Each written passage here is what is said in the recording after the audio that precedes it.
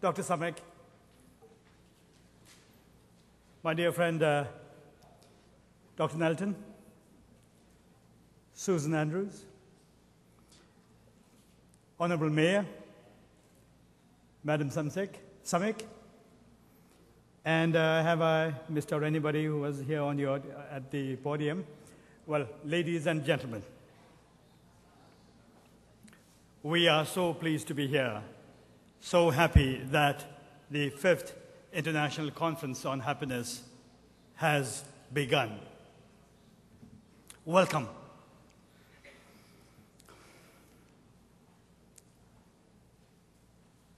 I and the Bhutanese delegation are most delighted to be here in Itaipu on the banks of the mighty Rio Parana and the Iguaçu with its awe-inspiring Iguaçu Falls, which we visited last night. It is an honor and a matter of deep satisfaction for the royal government, the people of Bhutan, and myself that the 5th Gross National Happiness is taking place for the first time in South America, in this vast and great country of Brazil. Our gathering here bears testimony to the growth of the idea of G&H as an international movement far beyond the confines of a single nation. Your presence here is indicative of your devotion to the search for a better way to live, toward making this planet a safer, more sustainable, and happy abode for mankind, and the many living species which have no voice, but whose fate is shaped by our actions. At the outset, I would like to thank the Itaipu Binacional for hosting this conference and the Brazilian government for facilitating it. I also wish to express my gratitude in particular to 3 individuals for the enthusiasm and the hard work with which they brought this important international conference to fruition. First, I would like to thank Dr. Susan Andrews, founder and director of the Future Ecological Park. She took on the enormous responsibility of organizing the conference a year ago during the 4th G&H International Conference held in Bhutan. Its realization today is attributable to her resourcefulness, commitment, and no doubt her conviction that G&H is good for all humanity. The amazing work she is doing in this country to promote G&H, as opposed to talking about it, deserves our heartfelt admiration. We'll give a hand.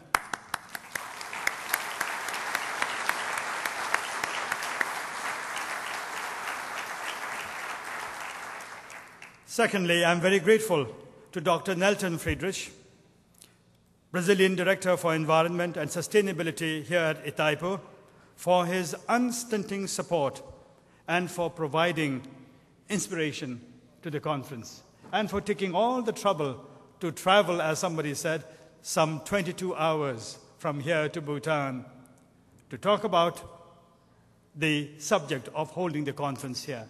Thank you very much indeed.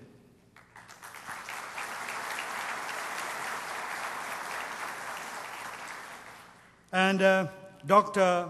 Jorge Miguel Samek, Brazilian Director General for the Binacional, deserves our sincere thanks for his generous support in hosting this conference. Thank you indeed, sir.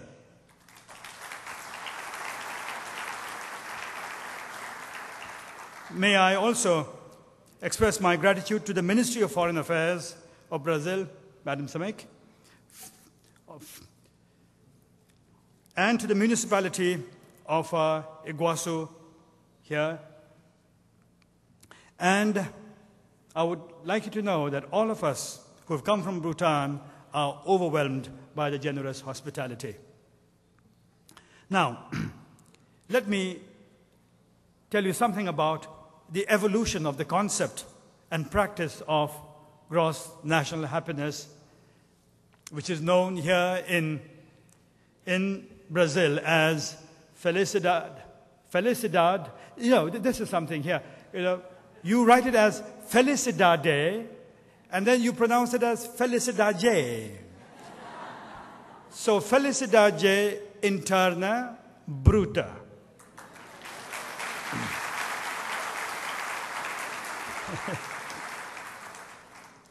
As some of you may not be familiar with the evolution of G&H, let me begin. Bhutan's journey on the path of G&H was flagged off in the early 1970s with a simple pronouncement by His Majesty the Fourth King. He stated that gross national happiness is more important than gross domestic product. In so doing, he questioned the validity of the prevailing belief that GDP alone is a measure of societal progress. He reasoned that the general well-being of his people was more important than economic growth, which is the singular activity measured by GDP. Well-being, he was convinced, is to be seen in the extent to which the people are happy. As I was explaining to Maita, extent to which people are laughing and smiling. He held the conviction that his responsibility as the king and that of his government was to create the conditions that would enable the people to pursue and increase happiness. This, he asserted, could be achieved through a holistic approach to development, whereby the needs of the body and the mind are balanced, where one complements the other as opposed to the GDP-led growth which has come at the cost of spiritual impoverishment. It was refreshingly bold and profound, a questioning, more so because it came from the mind of a teenager. The king was only 16 and a half years old then. The pertinence of his question is to be seen in the worldwide development experience of the last 4 decades. Much of the rising prosperity that we have experienced globally has failed to provide satisfaction and subjective well-being, especially in the industrialized, wealthy North, where in fact happiness level has stagnated, if not gone down. The actual alignment of the roadmap for holistic and sustainable development in my country was undertaken methodically in the clear light of G&H throughout the reign of our fourth king. This was done principally through enabling laws and public policies, believing in the primacy of public deliberation, public dialogue, and public opinion in defining any national goal.